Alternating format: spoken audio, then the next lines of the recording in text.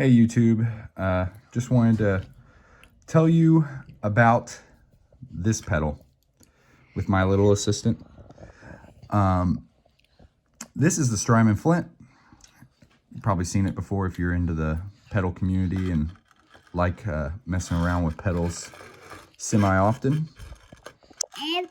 And what's this? Start over. What is this? F. What's the next one? L. Yep. What's the next one? I. What's the next one? J. No, it's an N. N. And then what's the last one? L. That's a T. T. There we go. Okay. And this is T. Nope, that's an R. Here, let's talk about it. You ready to talk about it? What's this?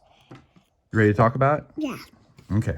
Gotta get up. So, as you can hear, my little assistant is helping me.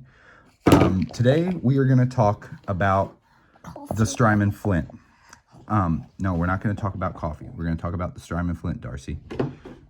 And how well this pedal can be used in its simplicity. You know, you got 3 reverbs, 3 tremolos, 2 knobs to control the tremolos, 3 knobs to control the reverbs, and your bypass switches. It's relatively... My iPad. Where's your iPad? It's that simple, people. And it can be complex too. In some cases, if you use it to its biggest and best abilities. Those being the expression pedal. Now my assistant is zooming. The expression pedal input is highly overlooked on this thing. Since it is not a capable MIDI pedal. Just broke. That broke. It's broke.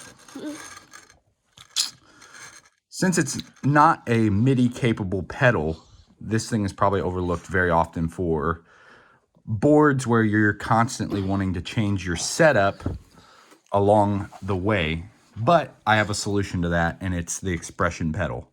But it's not using the typical rock switch expression pedal. It's using a preset expression pedal that you can build for yourself. So, first thing we're going to do today, which is a little thing worth noting, is turning this thing into a stereo pedal, which is moving this dip switch right here, or not dip switch, it's just a jumper, moving it from the right 2 pins to the left 2 pins. I'm going to do that off camera real quick with my assistant's help, and then I will show you where I moved it. Bless me. Yep, bless you, baby. If you look in the manual, you'll notice that this white box is illustrated to give you an idea of which is true left and which one is true right, with this small filled in rectangle at the bottom. So we took the jumper, point to it, Darcy, point to the jumper. Yep, that's the jumper right there. Here, okay, pull it back, baby, pull it back. We took the jumper and took it from the right 2 pins, the ones that I'm leaning towards right now. We took it from the right 2 pins and made it onto the left 2 pins to make this pedal true stereo rather than summed into the mono if you are using a stereo input. And that concludes moving the jumper. Now we're going to assemble the pedal back together.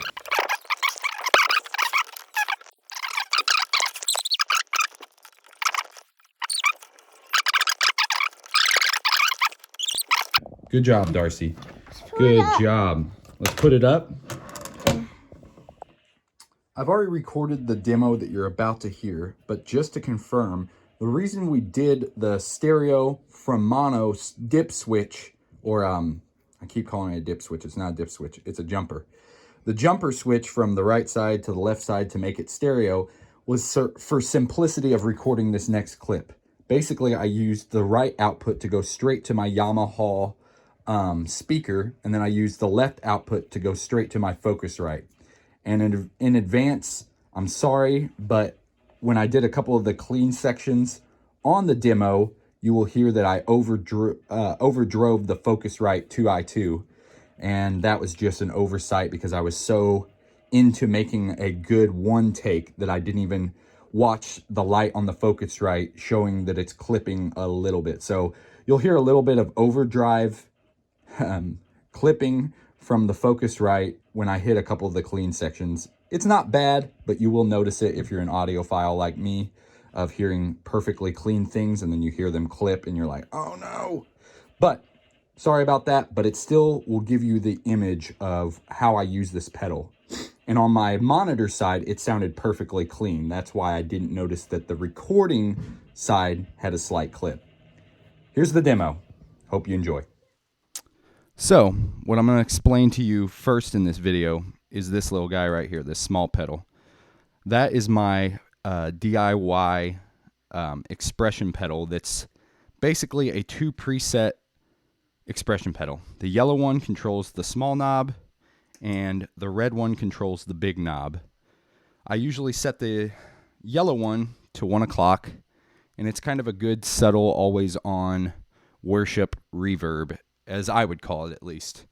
And then I use the red to have like a washy, long-lasting type of reverb. And what this expression pedal controls in my Volante, or in my Flint, sorry, love my Volante down here, kind of get sidetracked. Anyways, with the Flint, I use it to be, you know, my verb behind everything. And I like it to be very pad-like for my worship stuff on Sunday morning. So what I did is I made these knobs on the expression pedal control the decay. That's why the decay is wide open. So basically, to assign that, if you look in your manual, you'll hold down, I believe, the tremolo bypass button when you turn it on. So you power on the pedal, holding down the tremolo. Wish I could show you. I'll show you with my foot. If you just held this down and turned it on, you would then turn whatever knob you want to assign to the expression pedal, and it would then set it up to control it via the expression input. So then I have this thing. It replaces a rocker, like volume pedal style expression pedal. By basically, I hit this and it immediately goes to the value I have set on the small knob, hit it again, and it immediately goes to the value set on the big knob. That being said, let me show you how I use it. Here, for reference, I'm going to give you a dry strum of the riff I'm going to play you.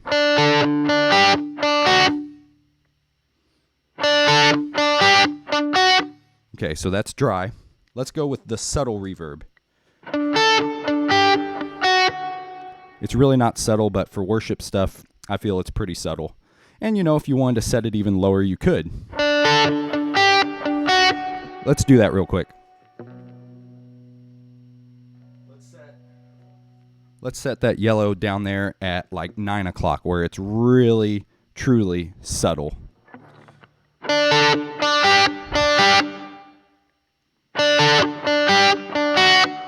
It's there, you know, and that's a good always-on reverb for probably most people that use reverb. So now let's go back to 1 o'clock on that. Yes, Darcy. Oh, yeah? That's not working? Well, I'm recording my video. You want to come and join me? Okay, so we got it set back to 1 o'clock, you know. Let's go back to that. But now, let's try going to the red setting.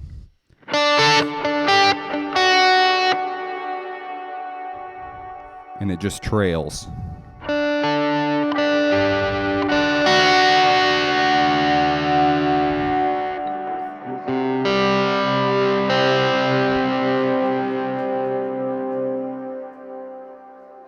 And you can just hear it trail, and I like using this like as a pad. So let's say I'm getting to the end of a song where I want to fill a lot with pads and have more of a clean sound instead of that driven sound I had right there.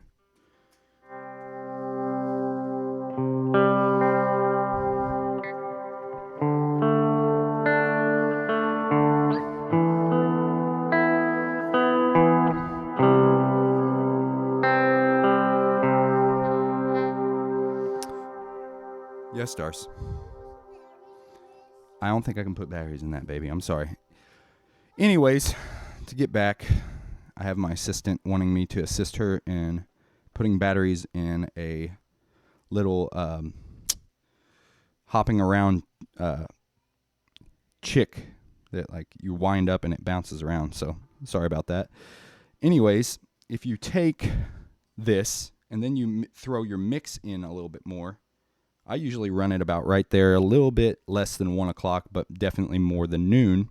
That's where I normally run it. Let's go back to the yellow preset. I'm going to do the riff again. Well, I need to drive it.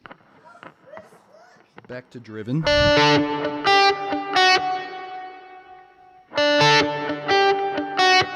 And then you want to go to like a swelled version of that that's clean.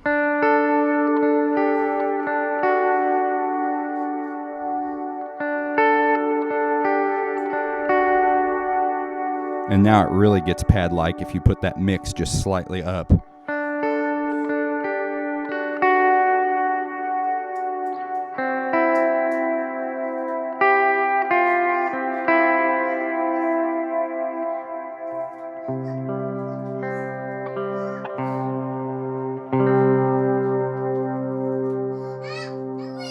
Yeah, you got it to work.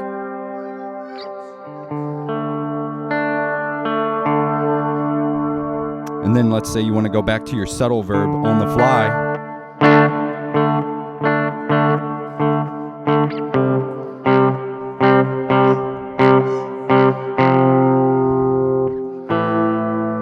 You can do that. And it just makes this pedal a little bit more flexible having that.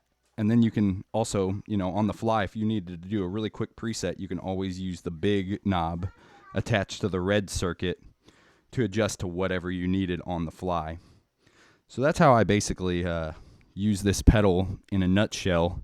And then with my tremolo, I use it from time to time, but I usually set it to the song and match the speed in practice to whatever, BPM I'm using. And then I have it ready to go, set up with probably a lot less intensity, something like that, where it's ready to go and be used.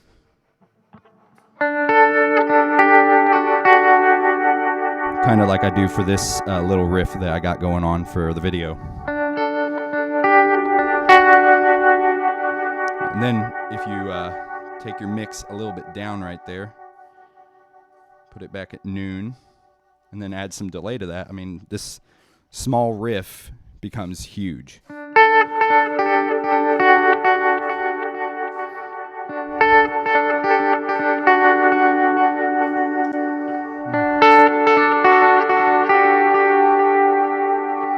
And let's go back to the yellow setting just so we're not too washy and time-based there.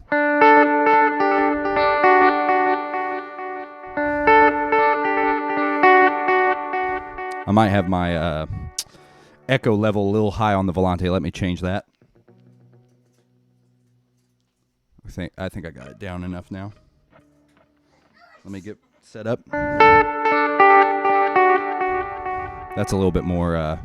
That's a little bit more reasonable right there. Where the delay is a little bit less volume-wise than the dry signal coming into it.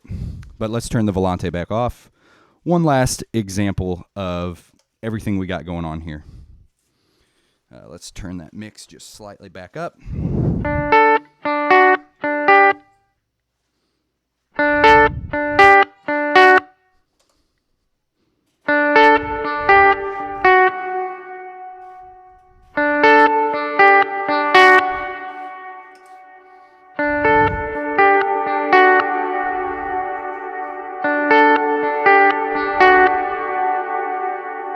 And that might be a little bit bright reverb for that, and you can dial your color control just to like bring it down and not be so like tinny if you don't want that. But if you want those like high-end pad-like waves, keep that color knob more past noon. But if you want it to be more of a dull, fades into the mix a little bit more, go ahead and drop your color. Let's do that now.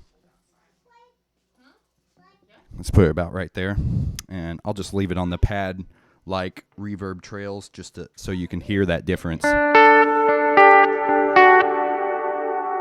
Just a little less high end.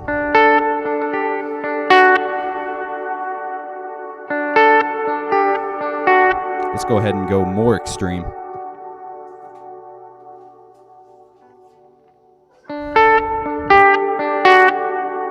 now it would really be blending into the mix now, but it's still there, like filling in the mix. So if you're in like a one guitarist worship team setup, this pedal really can help fill in the mix where, you know, a lot of reverbs are really good at being the always on behind everything, but this pedal does both the reverb always on, and then it also does this pad stuff really great. But if you want that pad to stick back out, let's do an extreme transition here so you can hear the difference. Let's go dark all the way to like more so bright.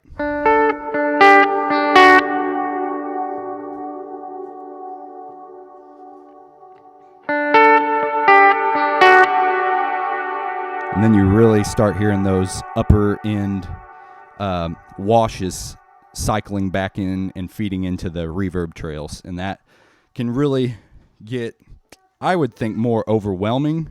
But if used in the right moderation and the right place, it probably sounds pretty awesome.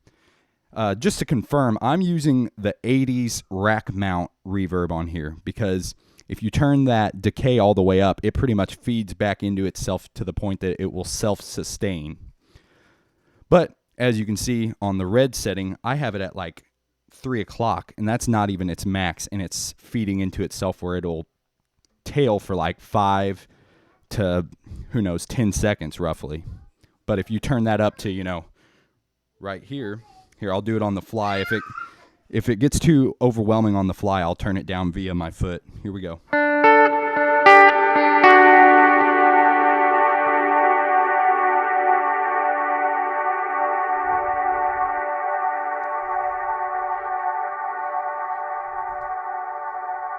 Still going.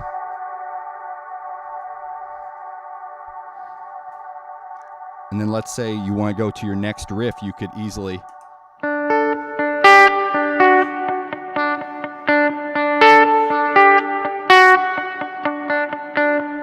go back to that subtle reverb, and the crowd won't even know you made that change. Kind of like a MIDI controller would if you MIDI'd up real quick. But instead, you're just doing it via an expression pedal that has 2 presets. And then while you're on your yellow setup, you could turn this back and dial it for the next song or next use while you have a good spot where let's say you're holding a big note, like you could go and push that up, move up to your next note. If you over adjusted it, bring it back down to where you want. That's how I use it very often in my worship sets at church.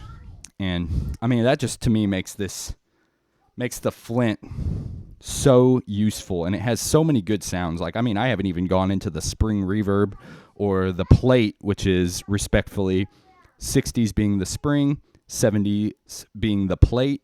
I haven't even shown you what you can do with those. They got more sounds inside the color knob that could be useful to people. But I'm going to let you guys explore that. If you have a Flint or decide to buy one, you can figure it out. But my ideal settings are as you see right here. Put that at 3 o'clock. Have the other one at roughly 1 o'clock. Have the decay at full blast. The color just maybe at 1, maybe at 2 if you want it extra bright, or go back to like 11 or 10 o'clock if you want it to fade into the mix a lot better and be dark, and then have that mix just barely above noon. And it makes the Flint very useful and a really awesome pedal in my opinion for the money, even though it's in some ways very simple, but it can be very complex if you use the expression like this, and then you have the secondary functions that boost. And I mean, you can there's a lot of room to grow with this pedal or to use it at face value, and I'm on the more so, I guess, growing side of what you can do with this pedal. And you could do all of what I've done with this preset pedal if you're really good at rocking a pedal up and down. In fact, I used to have a pedal, a rock pedal based expression pedal that I used for it, but I could never, on the fly, it was hard to get that exact sound I wanted, and I usually would feather my foot tapping it down or tapping it up just slightly more, and that made me distracted from playing the guitar and nailing my riffs.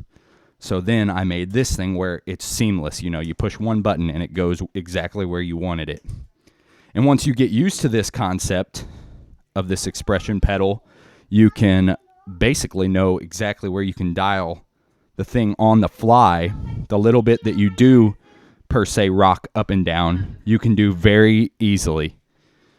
So I hope that helps. Hope this gives you guys some insight of what you can do with this pedal and just how I use the Flint. Hope you guys enjoyed watching, and hopefully this helps you in your own endeavors. God bless, and have a good one, everybody.